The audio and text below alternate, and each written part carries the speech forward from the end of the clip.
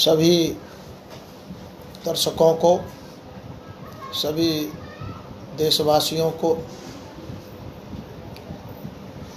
जय भीम, जय भारत, जय पेरियर, जय कांशीराम, जय बहुजन द्रविड़ समाज।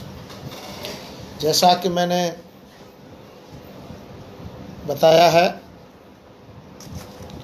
कि आज मैं लाइव रह कर के आप सभी से बात करने की मेरी इच्छा हुई है, क्योंकि आज लॉकडाउन है और लॉकडाउन में सभी लोग अपने अपने घर पर हैं।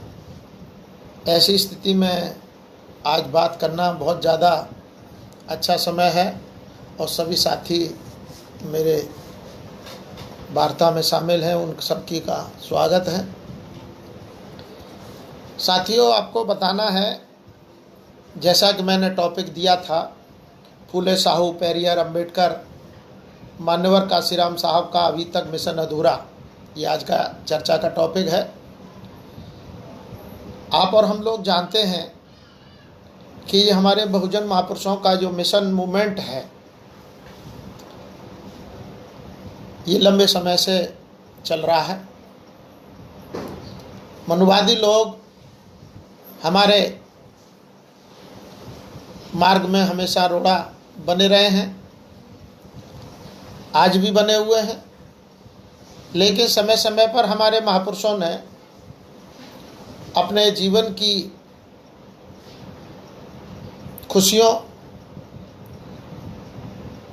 को ताक पर रखते हुए, अपनी निजी ज़रूरतों को ताक पर रखते हुए, अपने परिवार की आवश्यकताओं को, ज़रूरतों को इग्नोर करते हुए हम सब के लिए, इस देश के करोड़ों बहुजन समाज के लिए काम किया है। जैसा कि आप लोग जानते हैं, महात्मा फूले साहब ने शिक्षा एवं सामाजिक क्रांति का आंदोलन चलाया। छत्रपति साहू जी महाराज ने भागीदारी, हिस्सेदारी का आंदोलन चलाया। नारायण गुरु पेरियर रामस्वामी नायकर ने सेल्फ रेस्पेक्ट का आंदोलन चलाया। बाबा साहब डॉक्टर अम्बेडकर साहब ने, जितने भी हमारे जो महापुरुष रहे हैं, जिन्होंने बहुजन द्रविड़ समाज के लिए काम किया है, उनके मूवमेंट मिशन को भारतीय संविधान में संवैधानिक अधिकार देकर, हक अधिकार देकर उस मूवमेंट को आगे बढ़ाया है, संवैधानिक दर्जा दिलाया है। और तथागत बुद्ध से लेकर कबीर, गुरु रविदास, तमाम महापुरुषों के साथ साथ महात्मा फूले, छत्रपति साहू जी महाराज, नारायण गुरु, पेरियर रामस्वामी नायकर, बाबा साहब डॉक्टर अम्बेडकर तक का जो मिशन मूवमेंट है, उसको एक तरीके से संकलित करके, उसका पूरा अध्ययन करके, उस पूरे मिशन मूवमेंट को राजनीतिक, सामाजिक एवं आर्थिक मुक्ति आंदोलन के रूप में चलाकर हम लोगों को, संपूर्ण भारत के 85% बहुजन समाज को शासक समाज बनाने का आंदोलन चलाया। लेकिन फिर भी आज भी मिशन मूवमेंट अधूरा है। लेकिन समस्या क्या है कि महात्मा फूले साहब ने पूरी ईमानदारी से आंदोलन चलाया, आंदोलन आगे बढ़ा। साहू जी महाराज ने पूरी ईमानदारी से आंदोलन चलाया, आंदोलन आगे बढ़ा। पेरियर रामस्वामी नायकर ने आंदोलन चलाया, आंदोलन आगे बढ़ा। बाबा साहब डॉक्टर अम्बेडकर ने पूरी ईमानदारी से आंदोलन चलाया, आंदोलन आगे बढ़ा। मान्यवर कांशीराम साहब ने पूरी ईमानदारी से आंदोलन चलाया, आंदोलन आगे बढ़ा, बात आगे बढ़ी।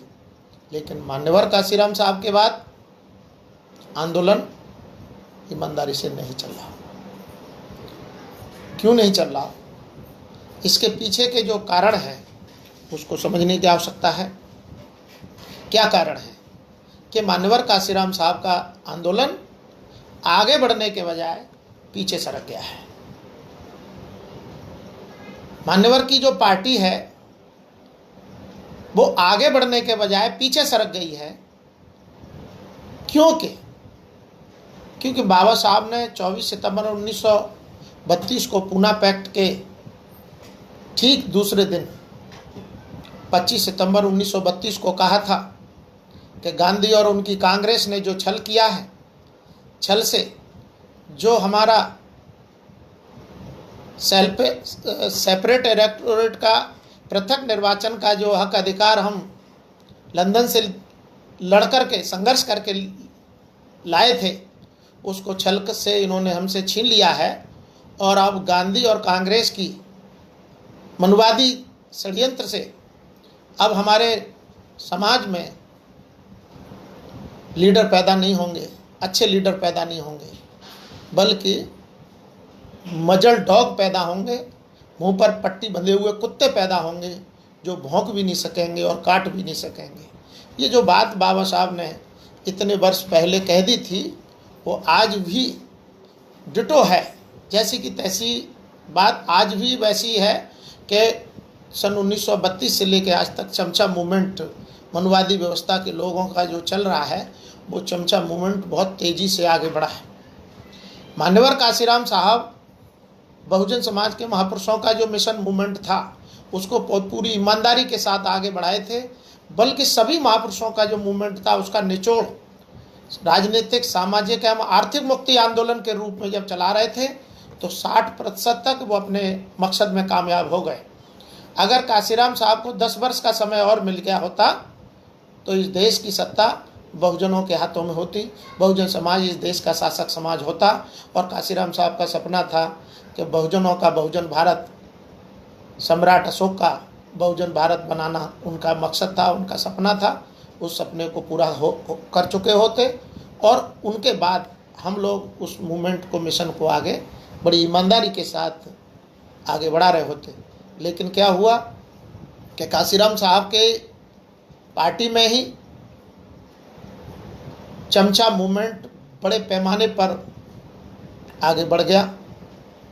जैसा कि काशीराम साहब ने बाबा साहब के बाद जो मिशन मूवमेंट ख़त्म हो गया था, उसका पूरा अध्ययन करके चमचा एज जो किताब लिखी, उस चमचा एज किताब को हमारे लोगों ने तो कम पढ़ा, लेकिन मनुवादी व्यवस्था के लोगों ने जो चमचा मूवमेंट चला रहे थे, उन लोगों ने उस किताब को पूरी तरह पढ़ लिया। और उसी किताब को पढ़ करके कांशीराम साहब के ही मिशन मूवमेंट में चमचा युग की स्थापना कर दी। और उनकी पार्टी की जो अपने आप में एकमात्र उत्तराधिकारी कहने के लिए फड़फड़ाहट जिसके अंदर थी, उसको ही मनुवादी लोगों ने, आरएसएस, कांग्रेस, बीजेपी आदि मनुवादी व्यवस्था को मानने वाले लोग, उन्होंने उन्हीं को चमचा बना लिया। और उनके अंडर में जो काम करने वाले लोग थे, उन सबको अंडरटेकिंग काम पर लगा लिया। आज मान्यवर काशीराम साहब का मिशन मूवमेंट चमचों के हवाले है। इसलिए मान्यवर काशीराम साहब से पहले के जो महापुरुष हैं और मान्यवर काशीराम साहब का मिशन मूवमेंट अभी तक अधूरा है। साहब काशीराम जी के समय पर नारा लगाते थे कि बाबा साहब का मिशन अधूरा, कांशीराम करेंगे पूरा। और हम लोग नारा लगाते हैं कि कांशीराम साहब का मिशन अधूरा और हम सब मिलकर करेंगे पूरा। लेकिन इस नारे को लगाने वाले लोग बहुत हैं, लेकिन इस नारे को ईमानदारी से आगे बढ़ाने वाले लोगों की संख्या बहुत कम है। तो ये बात समझने की आवश्यकता है कि जो मान्यवर काशीराम साहब के लिए जो नारा लगाते हैं कि कांशीराम साहब का मिशन अधूरा और हम सब मिलकर करेंगे पूरा, इस नारे को ईमानदारी से कौन लगा रहा है? क्योंकि नारे को तो बहुत लोग लगा रहे हैं और नारा लगाते हैं, और जब उनको चारा मिल जाता है, नारा लगाने वाले लोगों को चारा, मनुवादी चारा मिल जाता है, तो वो गांधी का, हेडगेवार का, सावरकर का मिशन मूवमेंट आगे बनाने लग जाते हैं। तो जो चारा मिल जाता है, वो नारा भूल करके मनुवादी मूवमेंट मिशन को आगे बढ़ाने का जो काम करते हैं, ऐसे लोगों से हमें सावधान रहने की जरूरत है। क्योंकि जो लोग सिर्फ नारा तो लगाते हैं, लेकिन चारे के लिए, विचारधारा के लिए, मिशन मूवमेंट को आगे बढ़ाने के लिए नहीं, मिशन मूवमेंट के लिए कुर्बानी देने के लिए नहीं, सिर्फ चारे की जुगाड़ में वो नारा लगाते हैं। तो जो चारे की जुगाड़ में नारा लगाते हैं, ऐसे लोगों को हमारा समाज समझ नहीं पाता। हमारा समाज भोला समाज है। हमारा समाज धोखा खाया हुआ समाज है। तो ये धोखा खाया हुआ समाज आखिर कब तक धोखा खाता रहेगा? इसके अंदर समझ की आवश्यकता है, समझ की आने की आवश्यकता है। अगर ये समझ नहीं पैदा होगी तो ये महापुरुषों का मिशन मूवमेंट कभी पूरा नहीं होगा, ये अधूरा ही बना रहेगा। अगर इस मिशन मूवमेंट को ईमानदारी से पूरा करना है और समझ करके समझदारी के साथ इस मूवमेंट को आगे बढ़ाना है, अपने बहुजन महापुरुषों का मिशन मूवमेंट, जिन महापुरुषों ने हमारे लिए अपने जीवन की कुर्बानी दी है, उन महापुरुषों के मिशन मूवमेंट को हम लोग बहुत ऐसे ही मौज मस्ती में बात करते रहते हैं और मौज मस्ती में ख़त्म होते हुए देख भी रहे हैं, और मनुवादी चार्य का हम लोग जो है शिकार हो जाते हैं, उस चारे को खाने में लग जाते हैं। लेकिन क्योंकि मनुवादी चमचा मूवमेंट चला रहा है, और चमचा मूवमेंट जो चलाता है वो चारा डालता है, और हमारे लोग उस चारे की जुगाड़ में जाकर के लग जाते हैं और ये भूल जाते हैं कि हमें करना क्या था और हम कर क्या रहे हैं। तो हमारे महापुरुषों का जो मिशन मूवमेंट है वो इसलिए आगे नहीं बढ़ रहा है कि जो नारा लगाने वाले लोग हैं वो चारे में लग जाते हैं। तो हमारी सबकी जिम्मेदारी है कि जो हमारे महापुरुषों का मिशन मूवमेंट है उसे हम लोग आगे बढ़ाएं। लेकिन ये मिशन मूवमेंट आगे बढ़ेगा कैसे?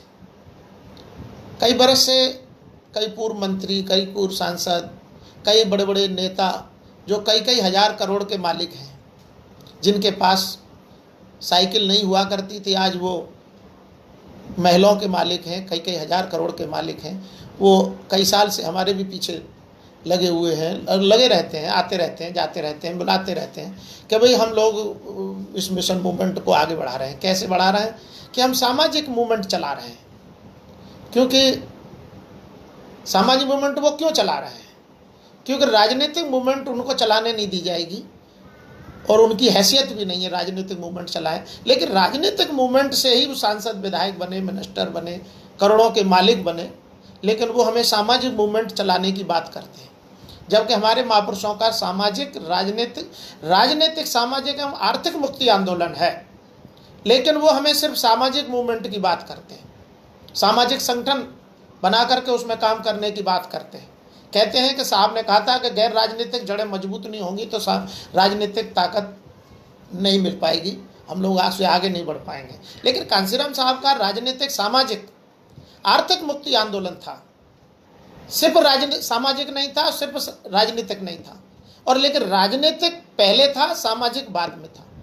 अलग बात है कि उन्होंने कहा कि राजनीतिक ताकत, जड़ें मजबूत करने के लिए सामाजिक जड़ें हमें मजबूत करनी होंगी। लेकिन राजनीतिक, सामाजिक एवं आर्थिक मुक्ति आंदोलन था। लेकिन कुछ लोग जो है सिर्फ सामाजिक मूवमेंट चला करके मिशन आगे बढ़ा रहे हैं। लेकिन तो जो सामाजिक मूवमेंट चलाने वाले लोग हैं तो राजनीतिक ताकत किसके लिए मजबूत कर रहे हैं? क्योंकि हमारा जो शोषण है पहले तो सामाजिक व्यवस्था और धार्मिक व्यवस्था के कारण हुआ, लेकिन शासन सत्ता की ताकत से भी हुआ। लेकिन जब से भारत आज़ाद हो गया है, हमारे देश में लोकतंत्र है, और लोकतांत्रिक व्यवस्था अगर भारत में विद्यमान है तो बगैर राजनीतिक ताकत के हम लोग अपने संवैधानिक अधिकार प्राप्त नहीं कर सकते। और जब संवैधानिक हक अधिकारों की आवश्यकता है तो राजनीतिक शासन सत्ता से ही संभव है। तो मैं उन लोगों से पूछना चाहता हूं जो सिर्फ सामाजिक आंदोलन चलाकर, सामाजिक संगठन चलाकर जो अपने हक अधिकार प्राप्त करने की बातें करते हैं, महापुरुषों के मिशन मूवमेंट को आगे बढ़ाने की बात करते हैं, और मनुवादी लोग, गांधी के चेले हों, चाहे वो हेडगेवार, सावरकर, गोलवरकर के चेले हों, वो सभी मिलकर के राजनीतिक ताकत हासिल कर रहे हैं। उनका उद्देश्य हर काम, चाहे वो धार्मिक आंदोलन हो, चाहे सामाजिक आंदोलन हो, चाहे षड्यंत्र हो, कैसा भी कुछ भी हो, वो शासन सत्ता के लिए करते हैं। और हमारे लोग शासन सत्ता की लड़ाई को छोड़ करके सिर्फ सामाजिक मूवमेंट की बात करते हैं और राजनीतिक रूप से मनुवादियों को मजबूत करते हैं। जो अपने दुश्मन को मजबूत करने वाले लोग हैं तो वो अपने समाज को कैसे संवैधानिक हक अधिकार दिला पाएंगे? अपने समाज को कैसे वो आत्म सम्मान के साथ, स्वाभिमान सम्मान के साथ कैसे जिंदा रख पाएंगे? ये कई ऐसे प्रश्न हैं जो हमें आपस में अपने जहन में अपने आप से पूछने होंगे और चिंतन मनन करना होगा। उन लोगों से भी पूछने होंगे जो तमाम सामाजिक संगठन बना करके और पूरे देश के बहुजन द्रविड़ समाज। निवेदन है कि जो लोग मूर्ख बना रहे हैं समाज को और खुद चमचे बने हुए हैं मनुवादी व्यवस्था के, ऐसे चमचों से और मूर्ख बनाने वाले लोगों से हमें सावधान रहने की आवश्यकता है और अपने महापुरुषों का जो मोशन मूवमेंट है उसे राजनीतिक ताकत से ही, राजनीतिक पार्टी के द्वारा ही, राजनीतिक सत्ता प्राप्त करके ही हम अपने संवैधानिक हक अधिकारों की रक्षा सुरक्षा कर सकते हैं, भारत के संविधान की रक्षा कर सकते हैं। बाबा साहब ने भारतीय संविधान में हम लोगों को मौलिक अधिकार दिए हैं, संवैधानिक अधिकार दिए हैं। आज वो संवैधानिक अधिकार हमारे खतरे में है और राजनीतिक रूप से क्योंकि हम लोग कमज़ोर हो गए हैं और मान्यवर काशीराम साहब की पार्टी चमचों के हवाले हो गई है और अब उस पार्टी के माध्यम से हम लोग अपने देश के बहुजन द्रविड़ समाज की रक्षा नहीं कर सकते, उनकी लड़ाई नहीं लड़ सकते। इसलिए हम लोगों ने, ये सभी को मालूम, पूरे देश के लोगों को मालूम है कि हम लोगों ने लंबे समय तक मान्यवर काशीराम साहब की पार्टी को बचाने की लड़ाई लड़ी, चमचों से मुक्ति की लड़ाई लड़ी, लेकिन वो क्योंकि वो चमचे मामूली चमचे नहीं हैं। वो 1932 से जो चमचा युग चल रहा है, चमचा आंदोलन जो मनुवादी व्यवस्था के लोगों ने चला रखा है, उस चमचा आंदोलन के वो हिस्सा हैं। इसलिए उनसे उस पार्टी को मुक्त कराना अब बहुत मुश्किल हो गया है। जैसे कि मान्यवर काशीराम साहब ने जब आरपीआई के 8-10 टुकड़े हो गए थे, जब काशीराम साहब ने देखा कि आरपीआई को न तो ये आरपीआई को चलाने वाले लोग ही बचाना चाहते हैं, ये उसके टुकड़े पर टुकड़े करते चले जाते हैं और बाबा साहब के मिशन मूवमेंट को उनकी पार्टी के साथ ही ख़त्म करना चाहते हैं। तो जब काशीराम साहब ने निर्णय लिया कि अब दो में से एक ही बचेगा, या तो बाबा साहब का मिशन मूवमेंट बचेगा या उनकी पार्टी, तो पार्टी को तो नहीं बचा पाए, लेकिन काशीराम साहब ने बाबा साहब के मिशन को बचाया और आगे बढ़ाया। लेकिन आज वही हालात दोबारा से इतिहास रिपीट हो रहा है कि काशीराम साहब की पार्टी और उनकी विचारधारा में से एक ही बचेगा। तो विचारधारा को बचाने के लिए अब हमें काशीराम साहब की विचारधारा के लिए हमें नई पार्टी की आवश्यकता है और हमारे उत्तर प्रदेश के साथ साथ संपूर्ण भारत देश के लोगों के लिए इस समय एक अच्छी और कुशल, अच्छे नेतृत्व वाली राजनीतिक पार्टी की आवश्यकता है। इसलिए हम लोगों ने बहुजन द्राविड़ पार्टी बनाई है। और बहुजन द्राविड़ पार्टी का नाम क्यों रखा गया है? क्योंकि बहुजन आंदोलन काशीराम साहब का आंदोलन, जिसमें सभी महापुरुषों का मूवमेंट मिशन उसमें समाहित है और ये उत्तर भारत में पैदा हुई है। दक्षिण भारत में पेरियर साहब का सेल्फ रेस्पेक्ट मूवमेंट, जब दक्षिण भारत में पेरियर साहब का मूवमेंट, उत्तर भारत में काशीराम साहब का मूवमेंट, तो पेरियर साहब का द्रविड़ आंदोलन, उत्तर भारत का काशीराम साहब का बहुजन आंदोलन।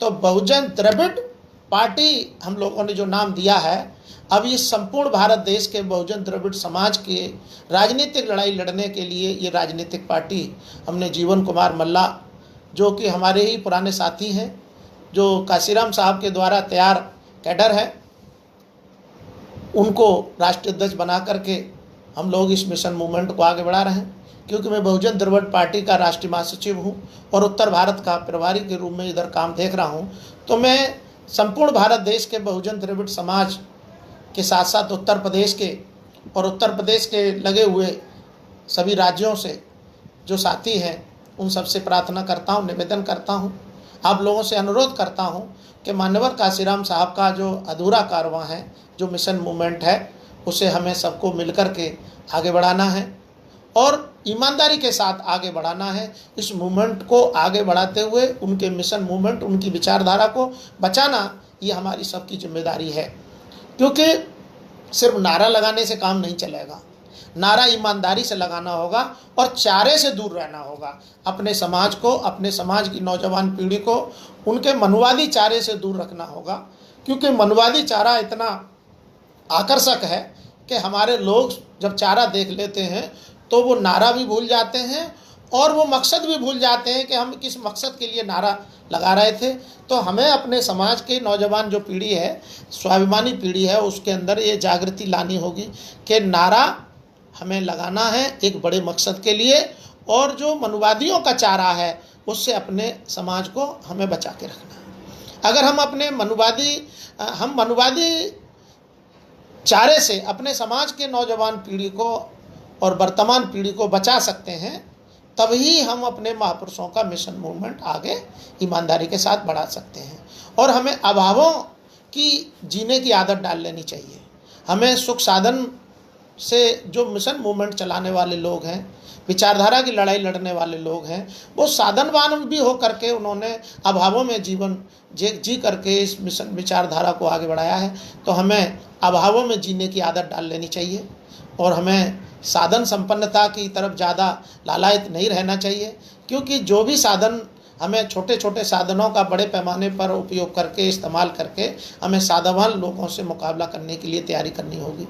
जैसा कि काशीराम साहब ने एक वोट एक नोट का हमें नारा दिया था, हमने अभी 14 अप्रैल को एक वोट एक नोट की बात कह करके इस देश और इस प्रदेश के बहुजन द्रविड़ समाज के लोगों से, जागरूक साथियों से अपील की है कि हम लोग मान्यवर काशीराम साहब के बताए रास्ते पर चलकर उनकी द्वारा दी हुई व्यवस्था के तहत ही अपने महापुरुषों के मिशन मूवमेंट उस विचारधारा को आगे बढ़ा सकते हैं।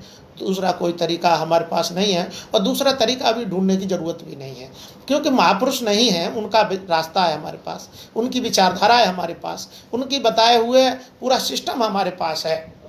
जो मान्यवर काशीराम साहब का रास्ता से बढ़िया रास्ता हमारे पूरे देश में किसी के पास नहीं है, क्योंकि मान्यवर काशीराम साहब नहीं रहे, उनका रास्ता हमारे पास है। जब काशीराम साहब ने मिशन मूवमेंट आगे बढ़ाया तो बाबा साहब नहीं रहे, लेकिन बाबा साहब का रास्ता काशीराम साहब ने समझा और उस रास्ते पर चल करके 60% हमको सफलता हासिल कराई।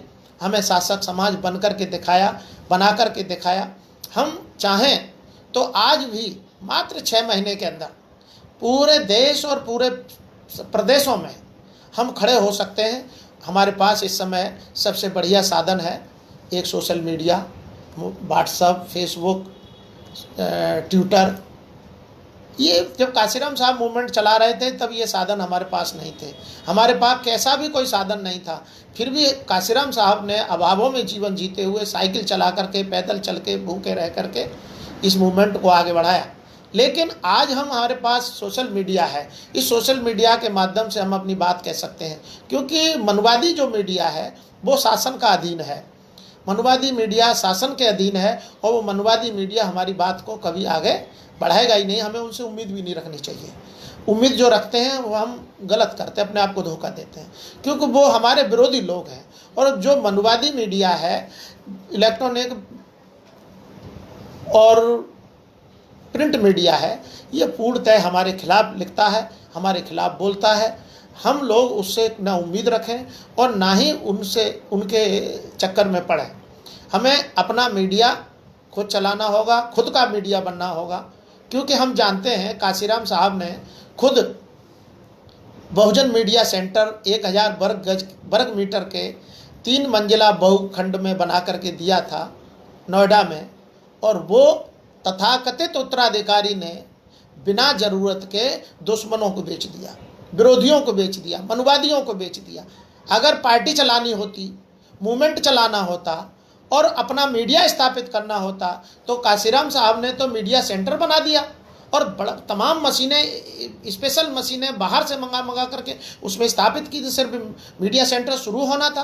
काशीराम साहब को बंधक बना करके 3 साल तक उनके साथ जुर्म अत्याचार किया और 3 साल तक जुर्म अत्याचार करके 2006 में आकर उनको निपटा दिया।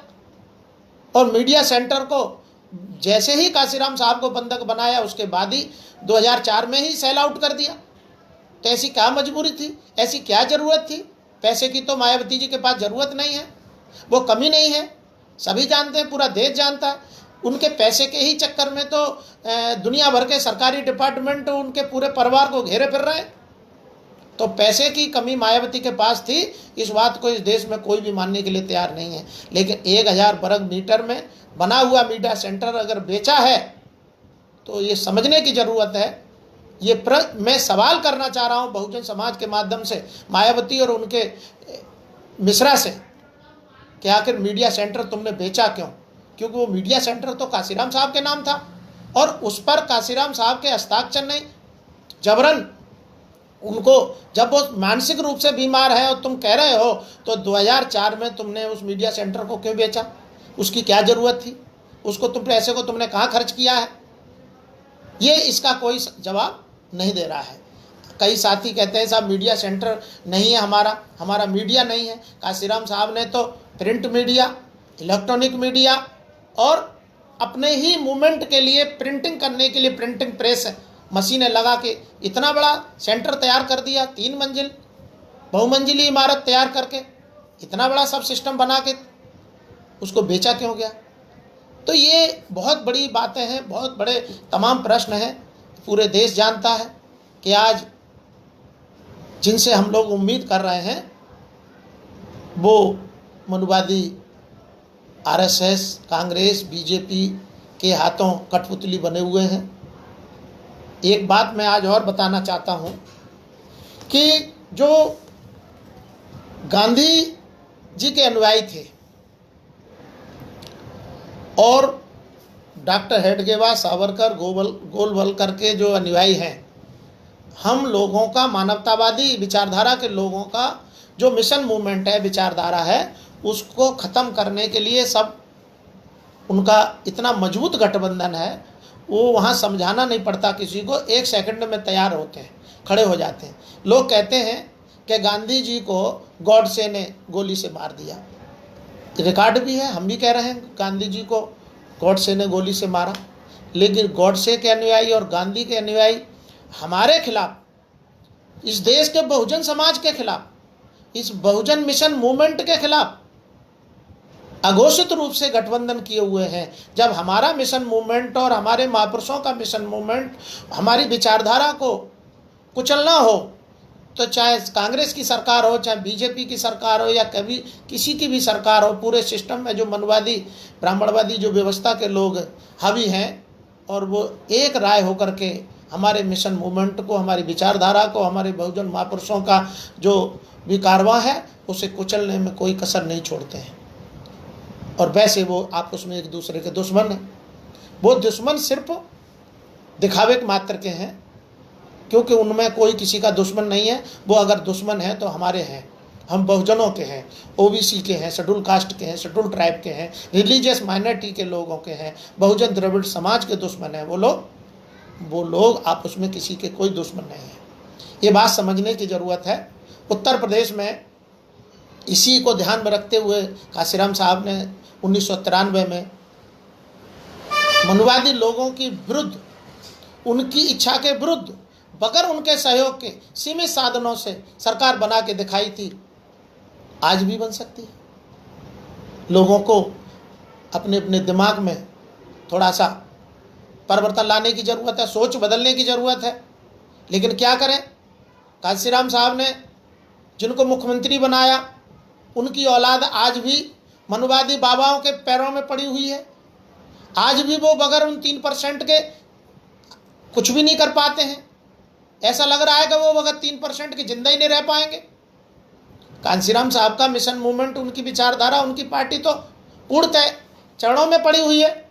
लेकिन जिनको काशीराम साहब ने 93 में मुख्यमंत्री बनाया, शासक बनाया, वो लोग भी उन्हीं के पैरों में पड़े हुए हैं। ये चिंता का विषय है। हम चाहते हैं कि 2022 में उत्तर प्रदेश की सरकार बहुजन समाज के हाथ में आए, 85% बहुजन समाज उत्तर प्रदेश का शासक बने, जिससे हम 2024 की तैयारी कर सकें। हम लोग इसकी तैयारी में भी हैं। पूरी तरह हम लोग पूरा मन बना करके इस काम को आगे बढ़ा रहे हैं। काशीराम साहब का जो अधूरा सपना है उसे हम लोग पूरी ईमानदारी के साथ, पूरी निष्ठा के साथ आगे बढ़ा रहे हैं। इसी के ध्यान में रखते हुए बहुजन द्रविड़ पार्टी हम लोगों ने 2019 में रजिस्टर्ड कराई है। हमारी ईमानदारी में कोई कमी नहीं है, हमारे काम करने में कोई कमी नहीं है। पूरा देश जानता है, उत्तर प्रदेश के लोग जानते हैं। जहां हम रहते हैं या जहां भी हमारा संपर्क है, वो लोग हमें जानते हैं कि हमारी ईमानदारी में कोई कमी नहीं है। लोग ये कहते हैं ईमानदारी में तो कोई कमी नहीं है, साधन की कमी है। ये साधनवान लोग नहीं हैं। काशीराम साहब के पास भी कोई साधन नहीं था, बाबा साहब के पास भी कोई साधन नहीं था। हमारे महापुरुष जिन्होंने लड़ाई लड़ी, साधनहीनता में लड़ाई लड़ी है। हम लोग के पास कोई धनवान और साधनवान लोग हमारे साथ नहीं रहे। इस मूवमेंट को तो कभी भी साधनवान लोगों ने चलाया ही नहीं है। ये तो साधनहीन लोगों का मूवमेंट मिशन है, और इसको साधनहीन ही लोग छोटे छोटे साधनों का बड़े पैमाने पर इस्तेमाल करके इसे आगे बढ़ाएंगे। तो मेरा जो आज जो टॉपिक के फूले साहू, पेरियार, अंबेडकर और मान्यवर कांशीराम साहब का अभी तक मिशन अधूरा, आखिर ये मिशन अभी तक अधूरा क्यों है और ये मिशन पूरा कैसे होगा, इस पर ध्यान आकर्षित करने के लिए आज की चर्चा का ये हमने विषय रखा है, टॉपिक रखा है कि हमें ये बताना है पूरे देश को, पूरे बहुजन द्रविड़ समाज को कि ये मिशन मूवमेंट मनुवादी व्यवस्था के मानने और जानने वाले लोग, वो लागू करने वाले लोगों के चारे से दूर रह करके नारा लगाना होगा कि कांशीराम साहब का मिशन अधूरा और हम सब मिलकर करेंगे पूरा। ये नारा ईमानदारी से लगाना है और इस नारे पर काम करना है।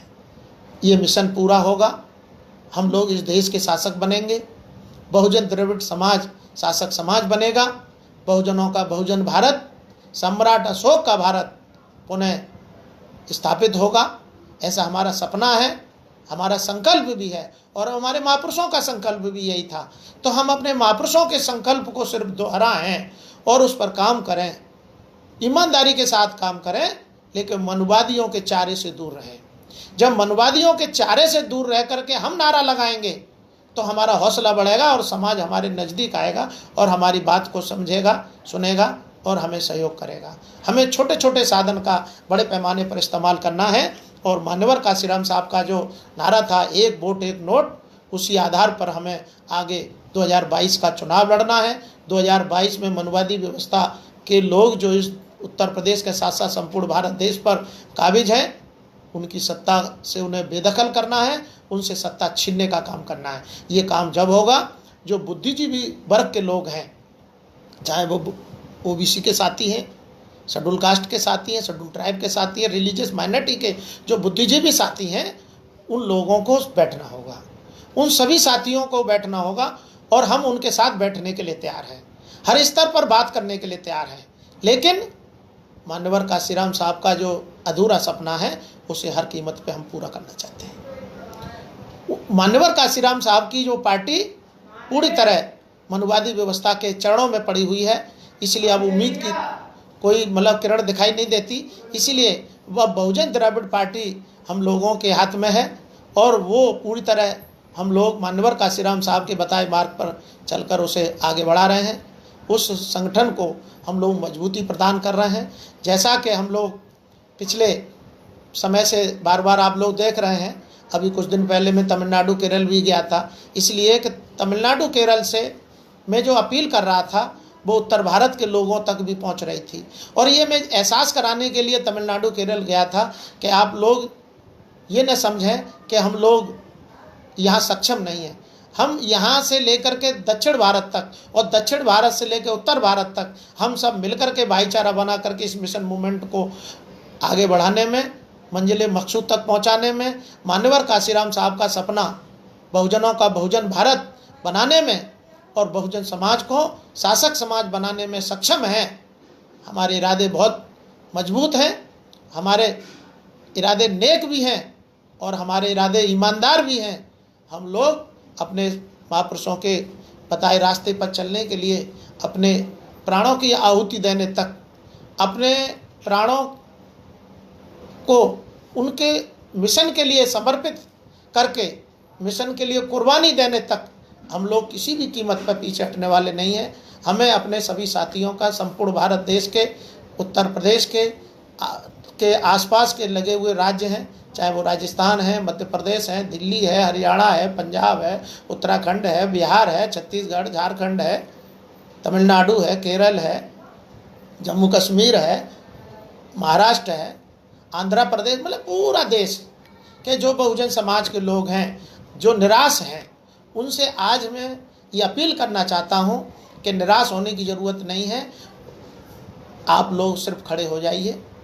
हम मान्यवर काशीराम साहब के सपने को पूरा करेंगे, उनके नारे को दोहराएंगे, उनके बताए मार्ग पर चलकर हम शासक समाज बनेंगे और मनवादी व्यवस्था के लोगों से इस देश और प्रदेशों को मुक्त कराएंगे।